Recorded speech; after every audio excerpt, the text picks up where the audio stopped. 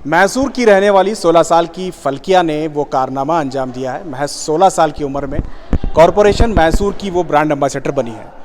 फल्किया और उनके भाई दोनों ने मिलकर बहुत सारे अवार्ड जीते हैं। फल्किया ने ज़िलाई सतह का जो राज उत्सव अवार्ड होता है उसे भी हासिल किया है और इसी वजह से मुख्तलिफ मैदान में, चाहे फुटबॉल हो, मुख्तलिफ खेलों में उन्होंने कामयाबी हासिल की है। इस वजह से फल्किया को पूरी मैसूर में जाना जाता है और आज एक बेहतरीन मुकाम पर है। इतनी कम उम्र में 16 साल की उम्र में किसी भी बड़े कॉरपोरेशन की एम्बेसडर बनना अपने आप में बहुत बड़ी चीज़ है। आज उस फैमिली से मिलाते हैं किस तरह से उनका अचीवमेंट रहा। बताया जा रहा है कि जब कोरोना में सब लोग फ़ोन में एडिक्टेड थे, मुख्तलिफ मशगूलात में मशगूल थे, ऐसे में ये फैमिली इन बच्चों को तैयार कर रही थी।